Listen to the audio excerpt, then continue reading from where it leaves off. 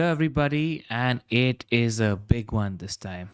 It's Wildcard week. I'm on Wildcard. Pras is on Wildcard. Zoff is on Wildcard. We did a monster pod. It was the longest podcast we've done so far in FPL Wire history. On Tuesday, check it out if you haven't already, where we take a deep dive into wildcard conversation, etc. as well. Now, this one is primarily going to be about my current draft, where my head is at with my current draft, what are the permutations and combinations that I'm looking at with my wildcard team, etc. as well. The reasoning behind my wildcard draft as well. So strap yourselves in. Let's get into the thick of things immediately. First things first, let's talk about the poor stat that I've had so far. I managed to get 66 points last week, which wasn't too bad because I had a green arrow. First green arrow this season, I reckon, where I moved from 3.8 million to 3.3 million. But I'm not too worried. The good thing was Hendo and Munoz definitely finally came in. Gordon and Isak were as useless as ever. Salah, Haaland, and Trent were the guys that got in the points. Rogers got a 10-pointer. Jota didn't even start, so things didn't work out. So the wildcard was quite obvious. I wanted to get rid of Hendo, Munoz. I wanted to get rid of Gordon, Isak. I wanted to get rid of Johnson, Barco. Like, there's just not many good picks in there. So the wildcard was pretty obvious, pretty easy decision. I'm not too worried about the rank at the moment. But look at this. Look at this. I'm 16 points away from 2 million, 31 points away from 1 million, and 50 points away from 300k. So what we're going to do now every week is just look at this important piece on the live FPL page, which is something I actually like to look at. And we're going to set some short-term targets. So the short-term target at the moment is within the next 3 or 4 weeks, we need to get inside the top 2 million. So we'll keep climbing this table and hopefully be at a respectable point by the end of the season. All right, that's it. Now, just a bit of team news. I am recording this as soon as the team news came in for the Carabao Cup in the midweek for Arsenal as well as Liverpool. Arsenal have started Saka, but that's because Saka probably played only 45 minutes versus Man City. So I'm guessing he'll play like 45 or 60 minutes now just to get some rhythm. I think it might be a plan sub. I wouldn't worry about it too much. And it looks very likely that with Trossard, suspended for this game, Trossard, Kai's got a full rest. He's on the bench. Kai, so Saka, Martinelli, Kai, and Trossard looks like the front four to me against Leicester. The important bit of information though here is look at that at the bottom. David Raya misses out with a thigh issue. There were rumors and news coming in today that Raya has a short-term small injury and he's in contention to play Leicester. Now, Arteta being Arteta, he's going to keep the cards close to his chest even for a game against Leicester. So I don't know if he'll get news. Hopefully, just because it's the earlier kickoff, like the 3 p.m. kickoff on Saturday, if I'm not mistaken. I'm hoping we get news.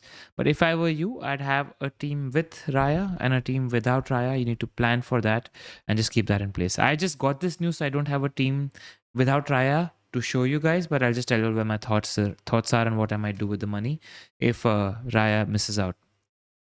Liverpool, as expected, Diaz on the bench, Sob on the bench, Salah on the bench, Robbo on the bench, Trent on the bench.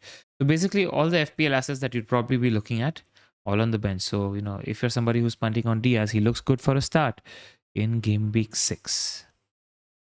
All right, first things first. The first thing you always do when you're building a wildcard is just look at the fixtures and start from that as a point. Now, I think the most important place to start is City. This is the most obvious place. One of the reasons why we're building the wildcard is because City just have a great run of fixtures. Newcastle away. Newcastle's not look great defensively. This might be a slightly longer version because it's wildcard week and I want to just give you all context to my entire team building process. Newcastle is not a tough fixture for a team like Man City at the moment. After that, look at that great run for City. They've got Fulham at home, Wolves away, Southampton at home, Bournemouth away, Brighton away, Spurs at home, Liverpool away, Forest at home, Palace away. It's just a great run. Outside of Haaland, maybe Rico Lewis and Guardiola, there aren't many picks for City. Now what's happened is City genuinely started their season as per Pep Guardiola, game week 4 onwards, because in the first part of the season, they didn't have Walker, they didn't have Foden, they didn't have Rodri. These guys entered the camp late, etc. as well. So we don't know what Pep has in mind in terms of how he's going to play the season. And now, Foden's fit. He played the Carabao Cup a night ago, but KDB is injured. And Rodri is injured now. Rodri is done for half the season, if not the full season. So how is Pep going to adapt to this, and how are City going to play?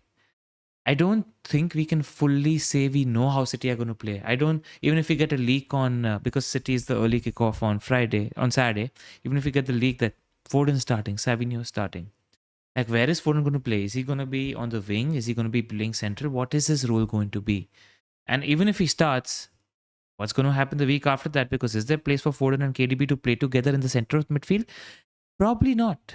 So I feel like for the third City spot, if you're going a defender and Haaland, I want to monitor City and see what they're up to in the next two games, because there's enough other games to take advantage of. There's Wolves, Southampton, Bournemouth, Brighton, Spurs. I want to assess and then jump on the right City midfielder, attacker, defender, give me Kate. So that's the initial thought process that I have in mind when it comes to Manchester City. While we're talking about Man City, I'll talk about Rico Lewis as well.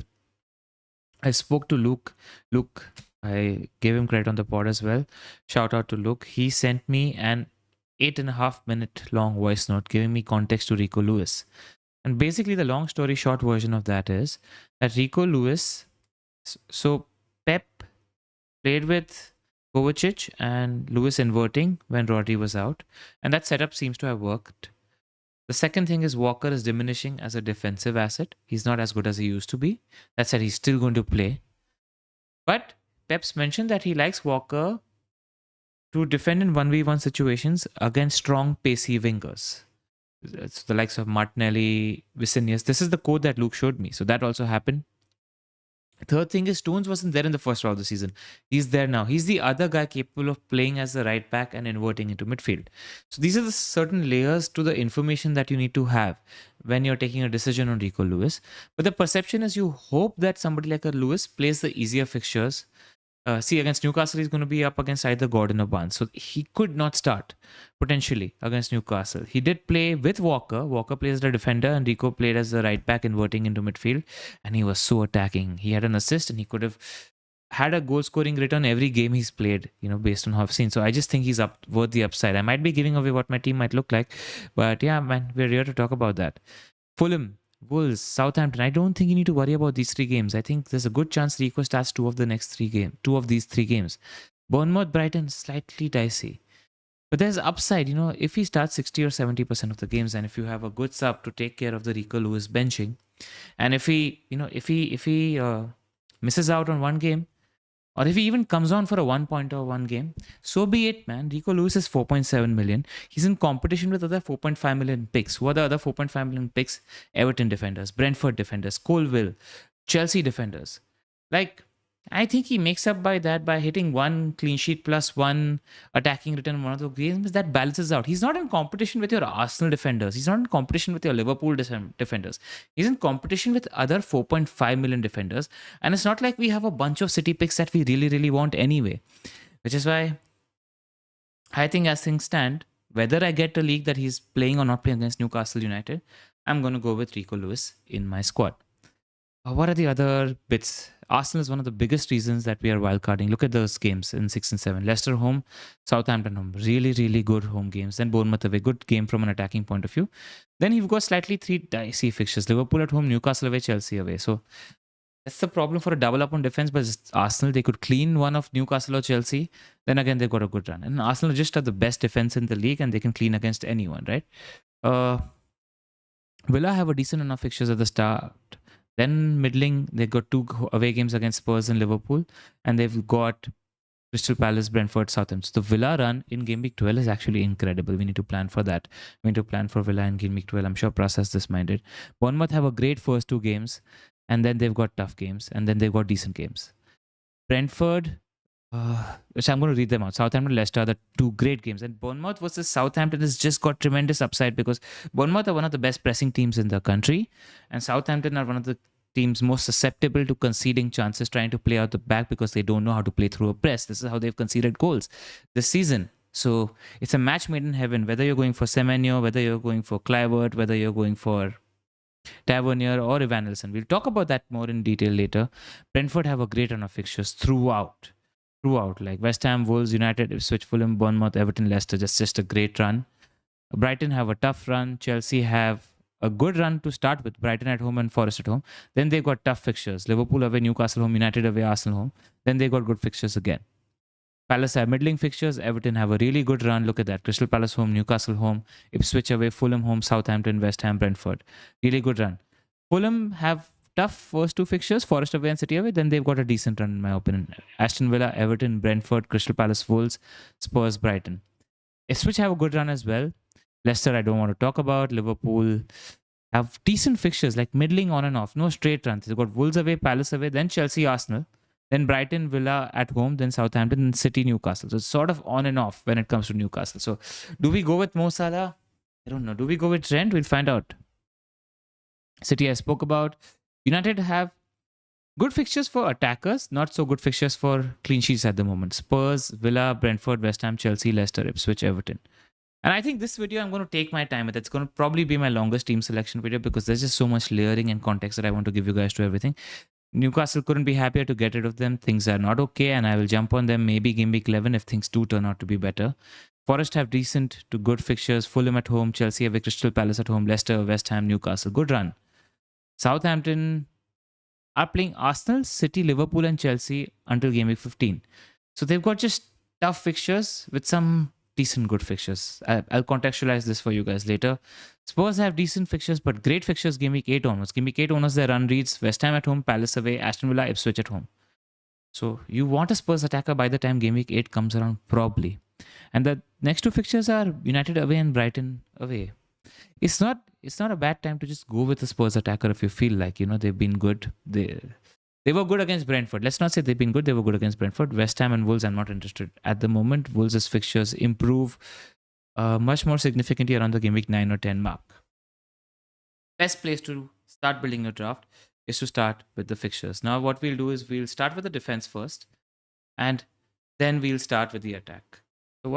So this is the defense matrix that I'm talking about, because when you look at defense, you're looking at fixtures as well, right? So which fixtures did we point out are the good fixtures? Liverpool, Arsenal, City, Everton, Ipswich, Brentford, and Chelsea.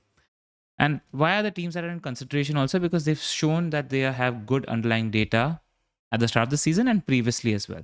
So City, Liverpool are right up there. They've had great underlying data previously as well. Liverpool in particular are much better defense this year than they have been under Klopp, because under Slot they are executing a lot more control.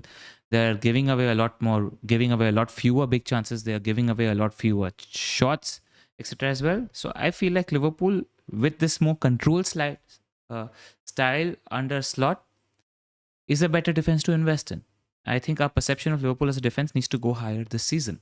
City are City. Not much has changed. They're defensively just good.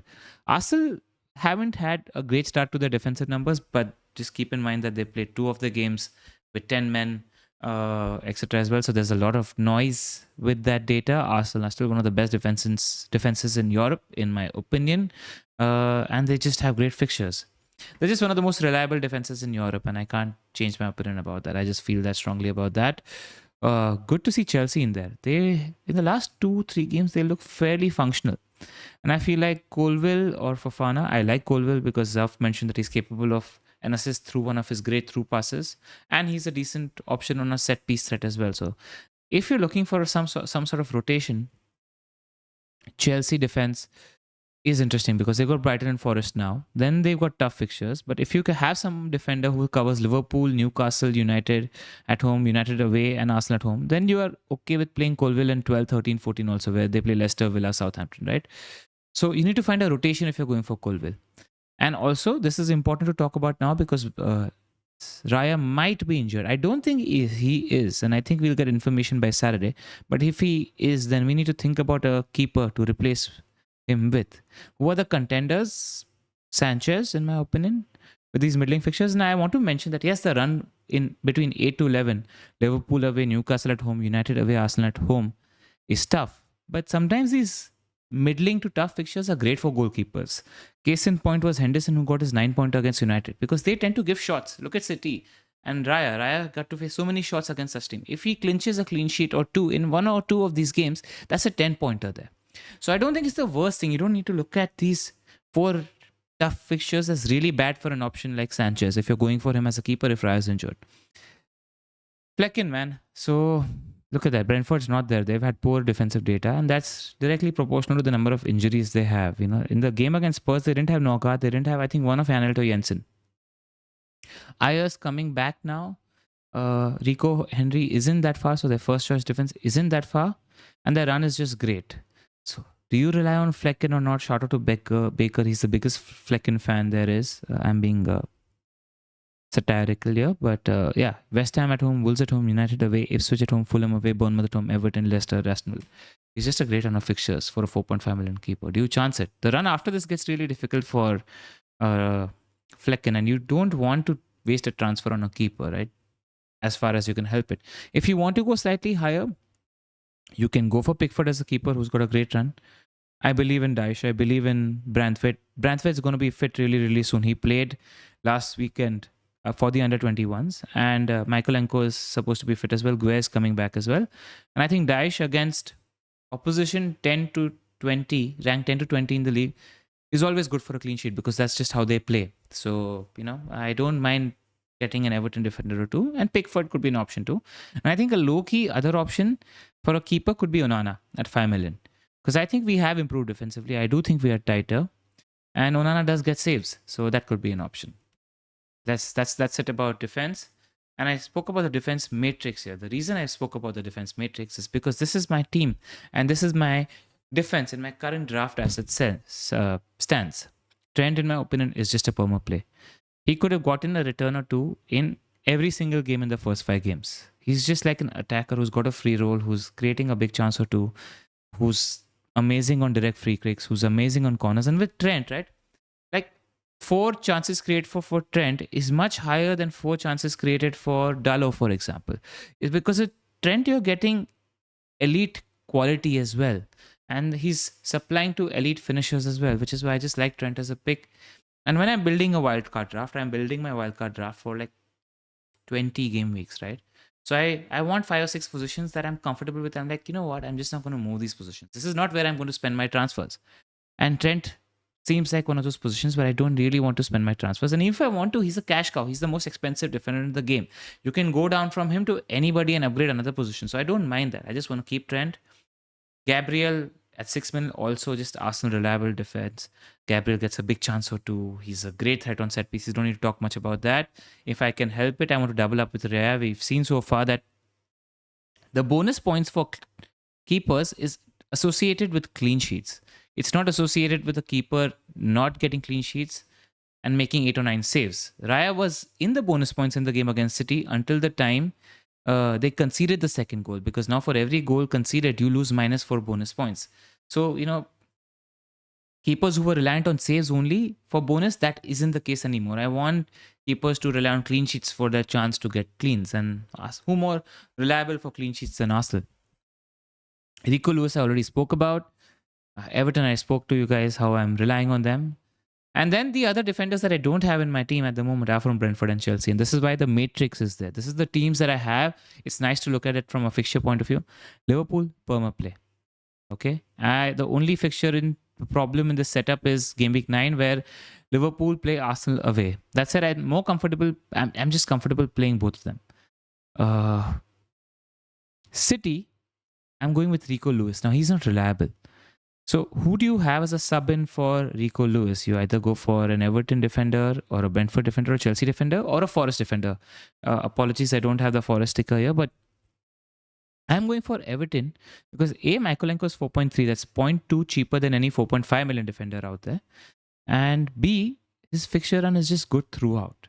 Except for United and Liverpool in game week 13 and 15, I don't have real problems playing Michaelenko in any of these games, provided he's fit. And that's what I want as a backup option to Rico Lewis, because let's say Rico Lewis doesn't play this game.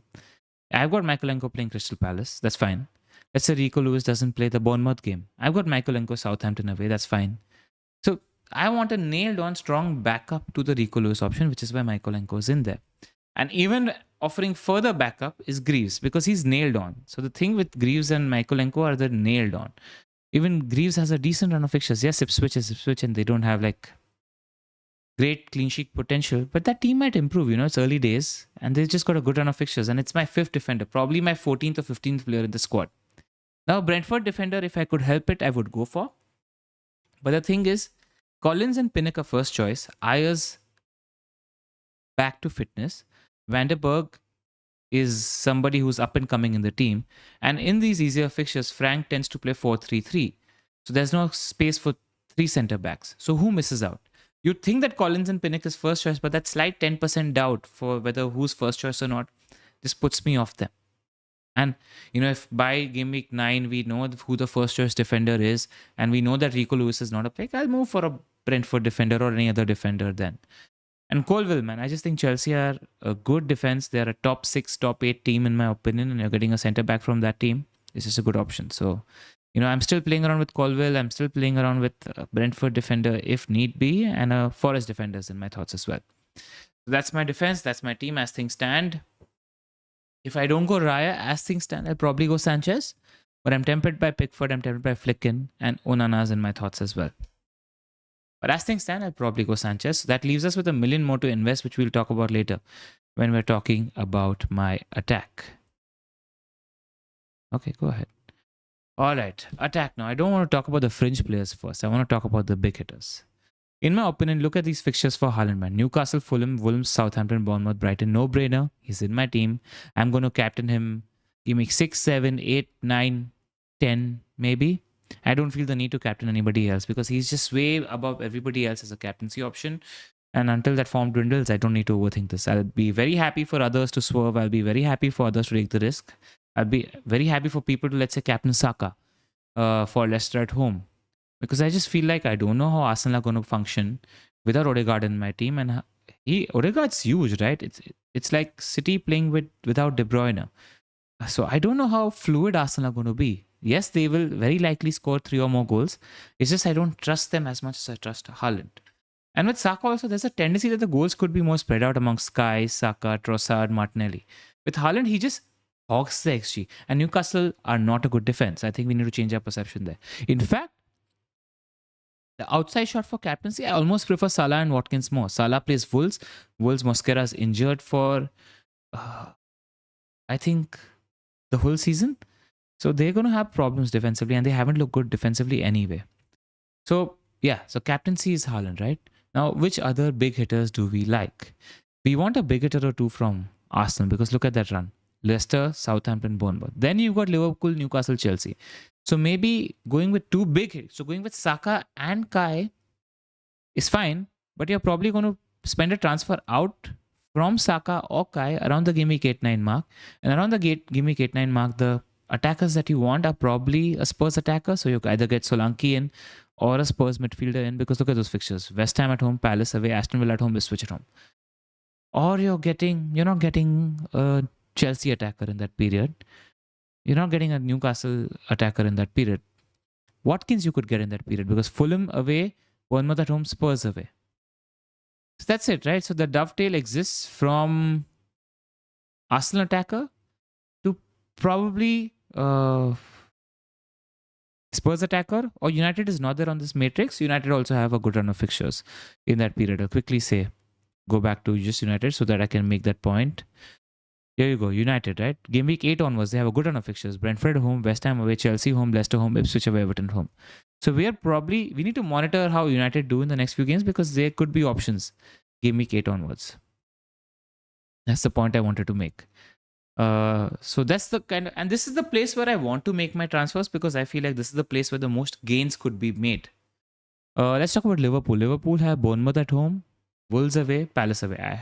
Sorry, not Bournemouth at home. They have Wolves away and Palace away in 6 and 7. I like them from an attacking point of view, these fixtures. Then they've got tough fixtures, Liverpool. So do you want to go with Salah? If you're going with Salah, then I want him probably just for 2 fixtures and then move him to a City mid or a Spurs mid or a United mid. That's the dovetail for Saka also, by the way, because if you leave a City spot open, you take the 2 weeks, like I spoke at the start of the video, to assess how City are playing. So give Saka or Kai Leicester at home and Southampton at home, and then switch to the City attacker in game week 8 and the right City attacker in game week 8. That's the thinking that I have. All right, the table that you see below is just how these big hitters play against different opposition. So this is their points per start against the Kolarov. Kolarov is tough opposition. The Lescott is middling opposition. And the bramble is easy opposition. Now Haaland is a flat track bully, we know that, and he's really good at home. But the number that just stood out to me here from last year was Palmer. Palmer was good in tough fixtures, and Palmer was a flat track bully. Palmer was a home bully. Now, obviously, things change where now he plays in a much more system oriented manager. Chelsea isn't Cole Palmer FC like they were last year. And things are different in Maresca. That said, I just rate the player. I think he's sensational. I think he's still a little underrated in terms of the skill that the player has. I just feel so confident about everything that he does. It's so FPL oriented. Like his every action is towards either creating like a direct chance or taking a shot, and he's really good at creating the direct chance, and he's really good at taking the shot. So I really like Palmer. He's not done much, and he stumbled into 4 assists and 2 goals. And so many times I saw back the highlights. It's like Maduaki just didn't put his head up because the square to Palmer was there all the time. He's playing as a 10 in this Chelsea setup. Maresca has mentioned it to us as much. And I like those fixtures. I like those 2 home games. I like the 2 home games against Brighton and Forest. I don't rate that Brighton defense too much. I feel like there could be goals for the taking, and I feel like he's a safe, reliable option for these 2 home games.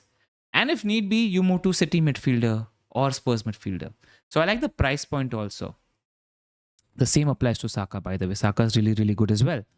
So that's the thing. But Saka, just wanted to point out here, is that's not as much of a flat track bully as Palmer is. That's it. Saka was a flat track bully to me last year because he totally ate me up and was one of the reasons why I fell down. Watkins wasn't that much of a flat track bully either, but Watkins has a great fixture in Game Week 6. Like, I think Watkins actually has a great 4 or 5 run fixture. Ipswich away, United home, Fulham away, Bournemouth home, Spurs away. If you're going for Ollie Watkins right now, I have no problems with it. The only thing is that how are you reading Emery is going to treat Europe because they have a game against Bayern next week after the Ipswich tie. So does Watkins get limited minutes, etc.? He's a fitness monster. So you think not, but there is that caveat where Aston Villa haven't been fully fluid so far this season. Whereas Chelsea, in my opinion, have looked fluid and good so far this season. I'm going to spend time talking about my perception and my read of these big hitters because a lot of layering and contextualization and my perception of them is important here. Aston Villa haven't clicked into top gear, and I think they're a team that's not used to playing midweek games every week. But Emery is great. He's used to managing that. And they've lost McGinn. So they've lost an important player in their setup to injury as well. So how will this team deal with playing midweek fixtures every game? That slight doubt is there. That doubt I don't have with Palmer. That doubt I don't even have with Arsenal because Arteta's used to it now. And Saka's used to it now. And Kai is used to it now. Palmer is not playing Europe. He's not in the European squad at all. So you don't need to worry about rest rotation. Yes, 64th minute sub could happen for somebody like Nkuku or Felix. But you must remember that Palmer, at the start of the season, came late. Like Foden, Walker, Stones, etc. because of England. So he was late to the camp, which is why he wasn't fully up to speed. I feel like now he's fully up to speed. Also, he had a little injury in the middle international break between game week 3 and 4, right? So I think there was a niggle there. So that's why probably just Maresca was protecting him, not giving him minutes. He was rested in the Carabao Cup. And yeah, confirmation bias, man. I just like Palmer. I think he's a great differential to own. So that's where I'm at. With these picks, Saka is also great. Kai is also good. Must remember that Kai kept pace with Saka for the second half of last year. And Kai's got a first game where he scored a goal and assist. Saka's assisted in every game. But not much else has happened. We haven't seen Arsenal against an easy opposition with 11 men on the pitch. That's just not happened so far this season. So yeah, that's how I'm looking at the big hitters. So you definitely want to start with Haaland. You can maybe get away without Salah, but you will think about wanting Salah around the game week 10 mark. You need to start with an Arsenal attacker for sure, maybe 2. You need to triple up on Arsenal because Leicester at home and Southampton at home is great. And Spurs will come into play probably around the game week 8 mark. That's what you need to. So will United. So you need to monitor how Spurs are doing. Solanke is in contention. And you need to monitor how United are doing. I'm going to talk about firstly Salah versus Diaz. I said it 2 weeks ago that it feels like it's Luis Diaz season. And I just don't have the money for Salah, I'll be frank. If you're going with Haaland, if you're going with Trent, if you're going with Gabriel, and if you're going for the 10 million mid, whether that's Palmer or Saka, it's just difficult to fit Salah in. It's it compromises the other positions. And I feel like if you're not going to captain Mo Salah, then you can get away without going with Mo Salah, unless you're really confident in your compromise picks. That's all I have to say. But when it comes to goal threat, Diaz is on the right, Salah is on the left. Look at the shot Salah is taking there from that prime Salah position, but outside the box. Diaz, every time the ball is coming from the right hand side, he is making that inward run towards the near post, towards the far post, or in this area, right? Close to the box. So he's getting really good big chances.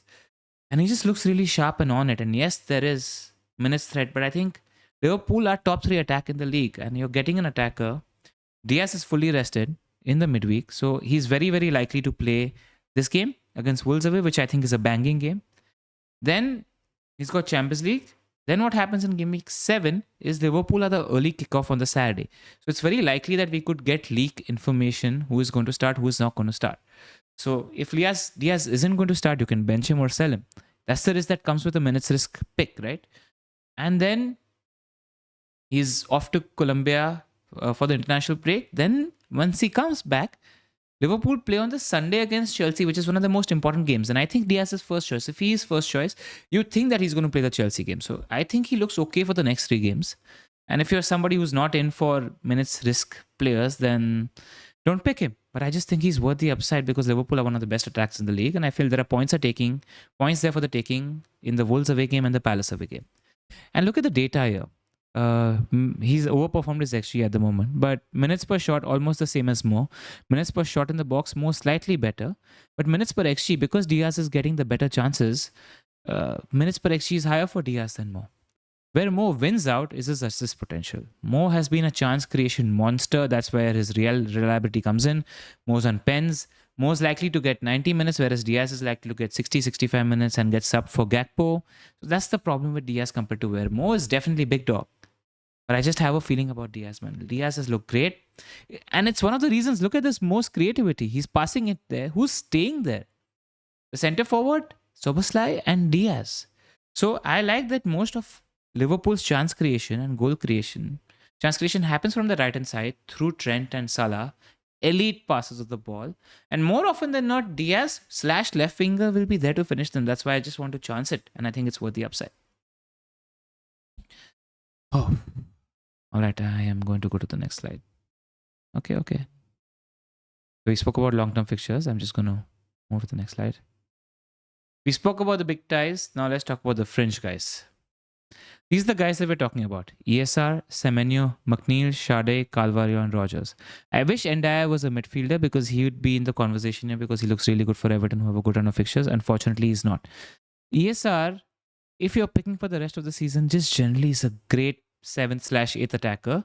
And I think Rogers is one of the best. So you just need to have Rogers in there. My first choice, if I had the cash for 7th and 8th attacker, which is 4th and 5th midfielder, would be Rogers and ESR. Because I just think ESR is solid. Fulham are like a 10th to 15th team, very nicely attacking. And they rotate pretty well as well. Like if you're going ESR plus Rogers, you're getting Ipswich away, where ESR is getting Forest away. You're getting United at home for Rogers. They play each other in Game Week 8, so you can decide which one you want to play. Rogers has Bournemouth at home in Game Week 9.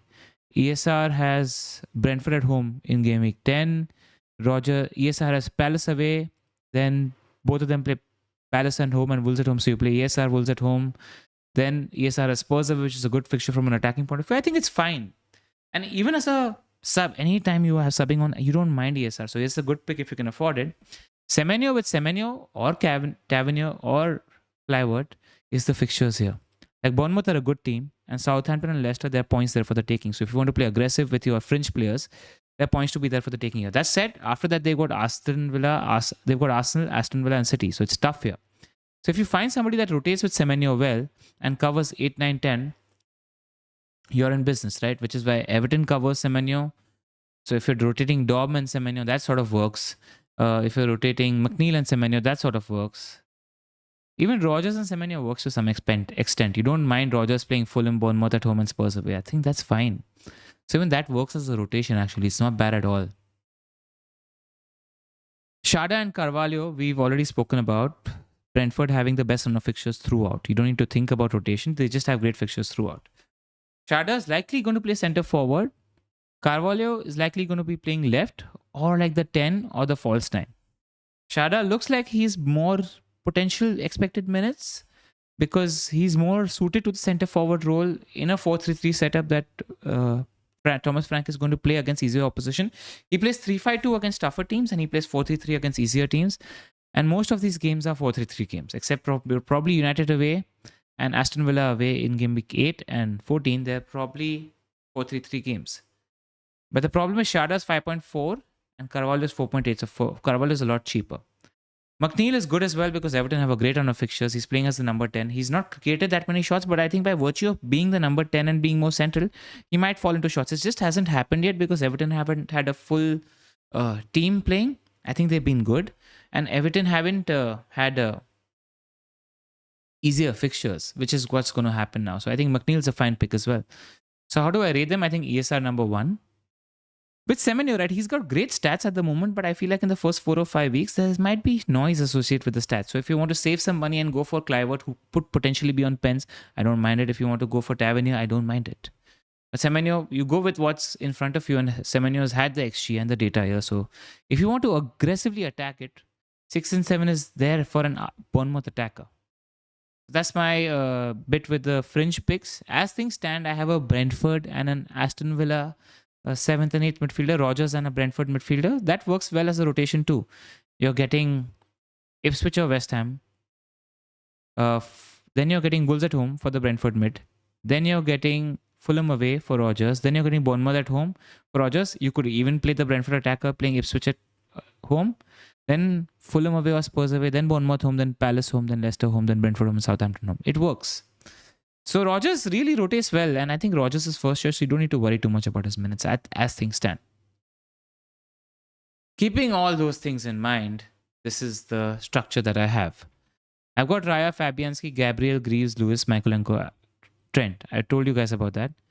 Bumo is a no-brainer. He should be in your team no matter what. Haaland is a no-brainer. He should be in your team no matter what. Rogers, I think, is the best 5.1 million pick because I think there's upside of playing for a potential top 6 team, and he's playing number 10. And he hasn't had the shot so far yet, but I think he'll have it, and I just think he's good. I don't think you need to overthink the Rogers pick. And DCL versus Wood, I just prefer DCL because I feel like Beto is no threat to his position. Avoni is slight threat to Wood's position, and Everton have a good run of fixtures, and I have previous with DCL, and I just like him as a pick. He's on pens, and I like the players around him. I think Endai, Lindstrom, and McNeil are a good supporting cast for Calvert-Lewin, and they've got a good run of fixtures. So it's just DCL is somebody you can play throughout, right? I am happy to play him for Palace at home, Newcastle home, Ipswich away, Fulham home, Southampton away, West Ham away, Brentford home, United away, Wolves at home. I have no problem with DCL starting all these games. Unless he has like 6 blanks in a row, then I need to think about that transfer. So in largely my defense, the only transfer that I'll potentially need to make, if at all, is injury or Lewis if he's a non-pick. In midfield, the defense, the transfer that I'll in midfield and attack, the transfer that I'll potentially have to make is Diaz in 3 weeks if he's a problem from a minutes point of view. But I don't mind that as a price point because we spoke about City, Spurs, and United having good fixtures.